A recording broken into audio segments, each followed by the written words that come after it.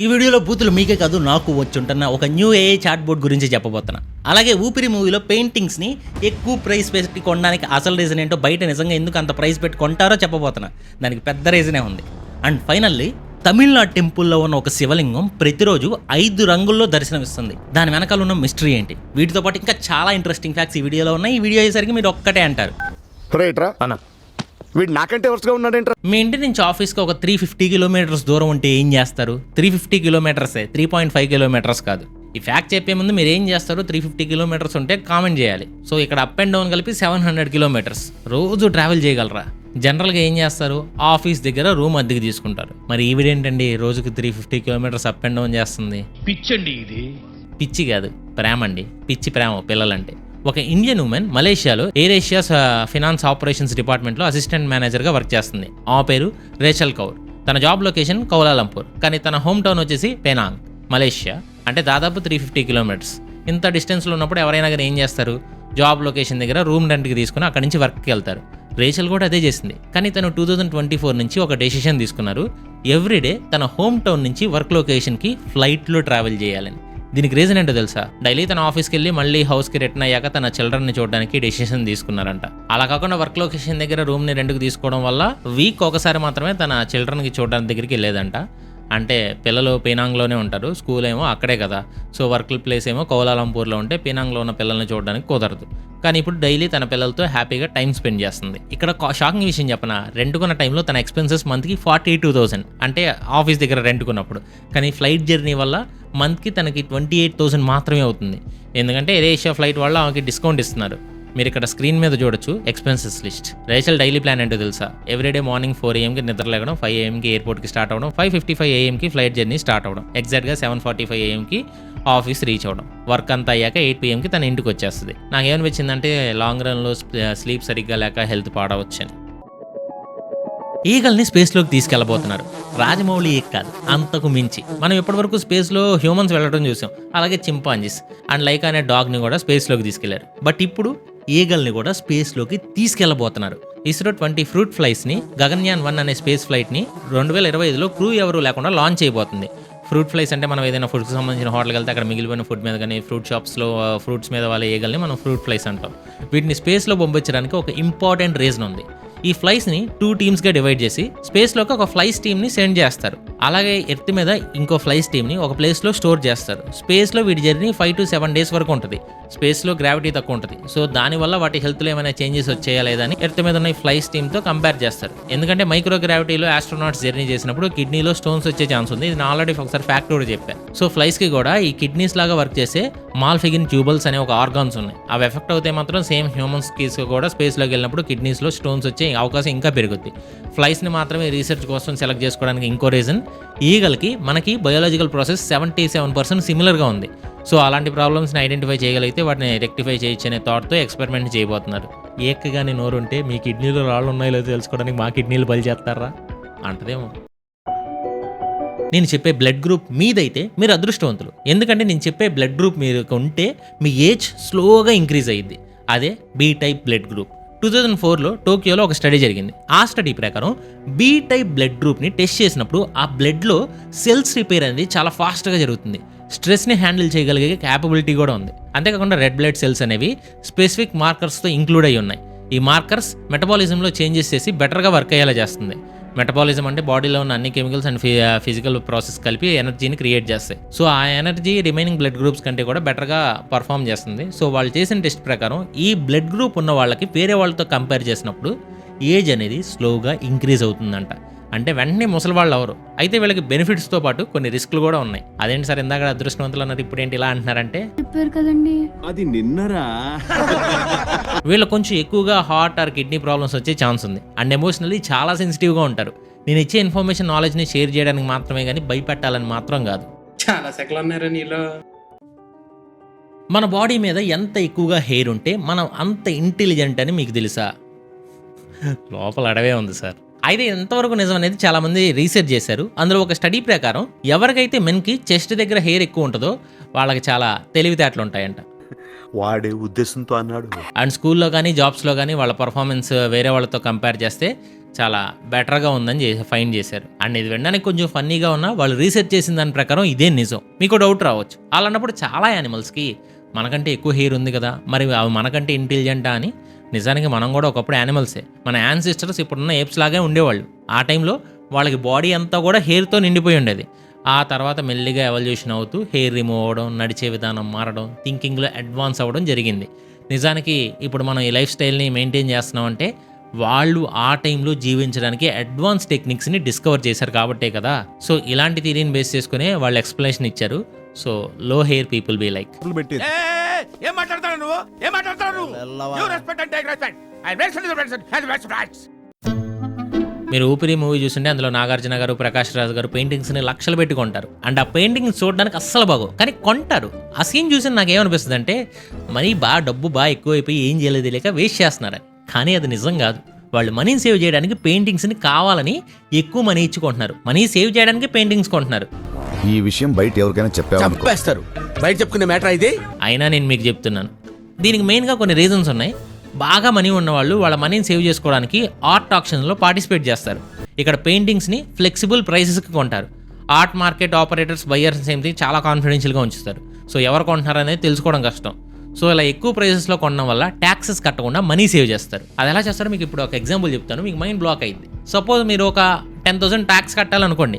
మీరు ఒక ఆర్ట్ పెయింటింగ్ని 2,000కి కొని మీకున్న ఇన్ఫ్లుయెన్స్ ప్రకారం దాని వాల్యూని 6,000 వరకు ఇంక్రీజ్ చేశారు. ఇప్పుడు ఆ పెయింటింగ్ మీరు ఒక చారిటీకి డొనేట్ చేస్తారు. ట్యాక్స్ రూల్స్ ప్రకారం మీరు చారిటీకి 6,000 వర్త్ పెయింటింగ్ని డొనేట్ చేశారు కాబట్టి ఇప్పుడు మీరు ట్యాక్స్ 4,000 కడితే సరిపోతుంది. ఇక్కడ యాక్చువల్లీ మీరు ఖర్చు చేసింది 2,000 మాత్రమే, ట్యాక్స్ కట్టింది 4,000. అంటే 10,000 కట్టాల్సిన చోట మీరు 6,000 మాత్రమే స్పెండ్ చేశారు.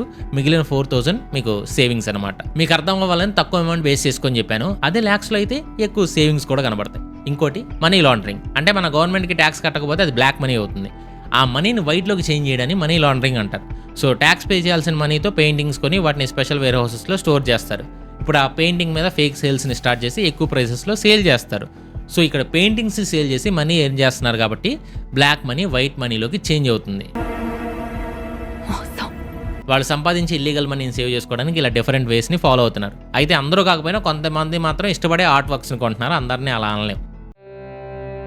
ఒక శివలింగం రోజుకి 5 సార్లు తన కలర్ని చేంజ్ చేసుకుంటుంది. ఈ శివలింగం కళ్యాణ సుందర టెంపుల్లో ఉంది. ఈ టెంపుల్ తమిళనాడులోని తంజావూరు సిటీలో ఉన్న నల్లూరు విలేజ్లో ఉంది.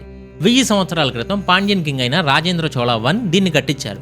ఈ టెంపుల్ మెయిన్గా లార్డ్ శివాకి అండ్ అతని గ్రాండ్ సన్ మురుగాకి డెడికేట్ చేసే విధంగా స్పెషల్గా కట్టించారు. అండ్ ఈ టెంపుల్కి ఇంకో పేరు కూడా ఉంది, అదే బ్లాక్ పగోడా. దీనికి రీజన్ మెయిన్గా పూజలు చేసే లింగం టెంపుల్ గోల్డ్ కలర్లో ఉంటే టెంపుల్ ఎంట్రన్స్ దగ్గర ఉంది. ఈ లింగంకి ఎవ్రీ మార్నింగ్ 5కి గంధ పూజలు పూసి పూజలు స్టార్ట్ చేస్తారు. అయితే గోల్డ్ కిరీటంతో ఉన్న శివలింగానికి ఎవ్రీడే 5 డిఫరెంట్ కలర్స్ చేంజ్ అవుతుందని చెప్పాను కదా. మార్నింగ్ 8 AM నుంచి 11 AM వరకు బ్లాక్ కలర్లో, ఆఫ్టర్నూన్ 12 PM నుంచి 1 PM వరకు వైట్ కలర్లో, ఈవినింగ్ 3 PM నుంచి 7 PM మధ్యలో రెడ్ కలర్కి చేంజ్ అవుద్ది.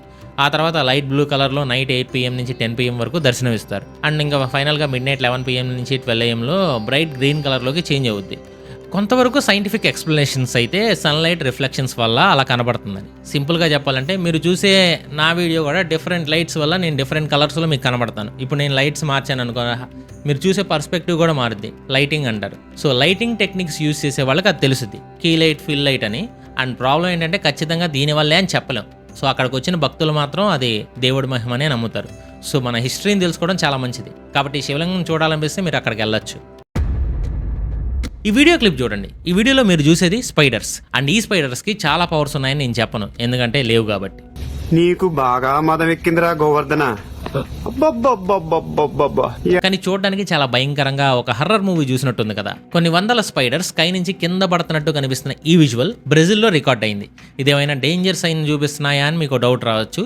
కానీ అలా ఎందుకు ఫామ్ అయ్యాయని తెలిస్తే ఖచ్చితంగా మీరు షాక్ అవుతారు. చాలా స్పైడర్స్ కలిసి ఒక హ్యూజ్ స్పైడర్ వెబ్ని చాలా హైట్లో క్రియేట్ చేసుకుంటాయి. ఆ తర్వాత male and female spiders meet అయ్యి రీప్రొడక్షన్ ప్రాసెస్ని స్టార్ట్ చేస్తాయి. దానికోసం గాల్లో ఇంకెక్కడా లేనట్టు ప్లేస్ అనిపిస్తుంది. వాటి ఆచారం ప్రకారం అలాగే చేయాలి. అయితే దీని మీద ఒక బయాలజిస్ట్ కైరన్ ప్యాసన్ ఒక పర్సన్ ఒక ఎక్స్ప్లెనేషన్ ఇచ్చారు. ఫీమేల్ స్పైడర్స్కి స్పెర్మామెథేకా అనే ఒక స్పెషల్ ఆర్గాన్ ఉంటుంది. మల్టిపుల్ మేల్ స్పైడర్స్ నుంచి స్పెర్ని స్టోర్ చేసుకుని వాటికి సంతానం కలిగేలా చేస్తుంది. ఈ ప్రాసెస్ అయిపోయాక అవి అక్కడి నుంచి వెళ్ళిపోతాయి. ఏదో యానిమల్ సినిమా లాగా ఉంది. గైస్ ఈ వీడియోలో ఇంకా చాలా ఇంట్రెస్టింగ్ ఫ్యాక్ట్స్ ఉన్నాయి. కాకపోతే చిన్న రిక్వెస్ట్ ఏంటంటే కొత్త వాళ్ళ ఛానల్ని సబ్స్క్రైబ్ చేసుకుని బెల్ ఐకాన్ ఆన్లో పెట్టుకుని వీడియో లైక్ చేయండి, మీ ఫ్రెండ్స్ అండ్ ఫ్యామిలీకి షేర్ చేయండి. చేస్తారని అనుకుంటున్నాను. నేను ఇచ్చే ఎంటర్టైన్మెంట్ ముందు ఎవరైనా సరే జుజుబీ అంటున్నా గ్రోక్ 3 ఆర్టిఫిషియల్ ఇంటెలిజెన్స్. అసలు మ్యాటర్ ఏంటంటే మస్క్ మామ ఏం చేసినా ఎలాంటి స్టెప్ తీసుకున్నా వాటిపైన ఎక్స్పెక్టేషన్స్ ఒక లెవెల్లో ఉంటాయి. అలాంటి ఒక అడ్వాన్స్డ్ ఏరియానే ఈ గ్రోక్ 3 AI. మనకు వాట్సాప్, ఇన్స్టాగ్రామ్లో మేటా AI అనే ఫీచర్ ఎలా అయితే యాడ్ అయిందో సేమ్ ట్విట్టర్కి ఈ టెక్నాలజీ AI చాట్ బోట్ లాగా వర్క్ చేస్తుంది. దీన్ని February 17, 2025 యూఎస్లో లాంచ్ చేశారు. న్యూ టెక్నాలజీస్ని ఇన్వెంట్ చేస్తూ ఇప్పుడు వరల్డ్ అంతా కూడా ఎంత కాంపిటీషన్ అవుతుందో మనందరికీ తెలిసిందే. ఇలాంటి టెక్నాలజీయే ఈ గ్రోక్ 3 AI. సో దీని ప్రీవియస్ వర్షన్ అయిన గ్రోక్ 2 కంటే ఇది చాలా అడ్వాన్స్. గ్రోక్ 2 AI ప్రొవైడ్ చేసిన ఇన్ఫర్మేషన్స్లో చాలా వరకు మిస్టేక్స్ ఉండేవి. బట్ లేటెస్ట్ వర్షన్లో ఒక న్యూ ఫీచర్ అయితే యాడ్ అయింది. అదే సెల్ఫ్ కరెక్షన్. అంటే రాంగ్ ఆన్సర్స్ని ఇస్తే వాటిని రెక్టిఫై చేస్తూ బెటర్ ఇన్ఫర్మేషన్ని ప్రాసెస్ చేస్తుంది. అండ్ ఈ రెస్పాన్సెస్ కూడా అదర్ కాంపిటీటర్స్ కంటే ఫాస్ట్గా ప్రొవైడ్ చేస్తుంది. సో దీన్ని బిల్డ్ చేయడానికి జస్ట్ 8 months టైం మాత్రమే పట్టింది. ఇది open AI, ChatGPT and Google's deep mind Gemini కంటే అడ్వాన్స్డ్గా ఉండడానికి క్రియేట్ చేసిన AI మోడల్. సో దీని ఫంక్షన్ ఎప్పుడు కూడా హై లెవెల్లో ఉండడానికి 3 స్మార్ట్ మోడ్స్ ఫీచర్స్ని యాడ్ చేశారు. అందులో ఒకటి డీప్ సెర్చ్ మోడ్. అంటే ఇప్పుడు మనం ఏదైనా క్వశ్చన్ అడిగినప్పుడు ఆ క్వశ్చన్కి రిలేటెడ్ ఇన్ఫర్మేషన్ని చాలా డీప్గా సెర్చ్ చేసి ఇస్తుంది. And math related or any subject related క్వశ్చన్స్ని సాల్వ్ చేయడానికి థింక్ మోడ్ అనే ఒక ఫీచర్ని కూడా బిల్డ్ చేశారు. లైక్ ప్రాబ్లమ్ సాల్వింగ్ అని చెప్పొచ్చు. అండ్ థర్డ్ వన్ వచ్చేసి బిగ్ మైండ్ మోడ్.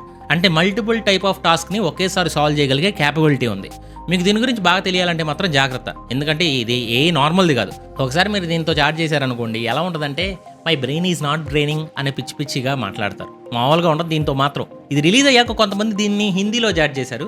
అందులో ఒకడు టోకా అనే పర్సన్ గ్రోక్ 3ని ఇంగ్లీష్లో who are my 10 best mutuals అని అడిగాడు. దానికి గ్రోక్ రిప్లై ఇవ్వాల. అప్పుడు అతను హిందీలో సీన్ కర్కే చోడ్ దయ్యా I will never forgive for this అని చెప్పి రిప్లై ఇచ్చాడు. అంటే మెసేజ్ చూసి కూడా రిప్లై ఇవ్వలేదని.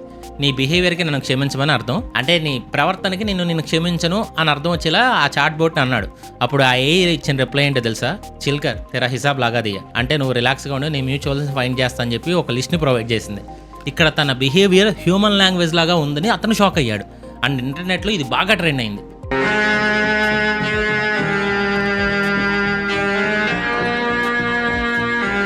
ఇలా ఒకటి కాదు, రెండు కాదు, చాలా కామెంట్స్ని హిందీ లాంగ్వేజ్లో జస్ట్ హ్యూమన్స్ ఎలా చాట్ చేస్తారో సేమ్ టు సేమ్ అలాగే. అండ్ హిందీ ఒకటే కాదు, తెలుగులో కూడా మాట్లాడుతుంది. ట్విట్టర్లో ఇప్పుడు ఇన్స్టాగ్రామ్లో కూడా బాగా ట్రెండ్ అవుతుంది అది ఇచ్చే రిప్లై. ఏంటి మీరు నమ్మట్లేదా? అయితే ఒకసారి ఇది చూడండి. ఇమేజ్లో ప్రణవ్ అనే పర్సన్ చాట్ చేసేటప్పుడు ఎమోజీలు కూడా పెడతావేంట్రా అని అడిగాడు. నేను ఎమోజీలు పెడతారా, టాలీవుడ్ ఫ్యాన్ వర్డ్స్లో కూడా యూస్ చేస్తానని బోల్డ్ రిప్లై ఇచ్చింది.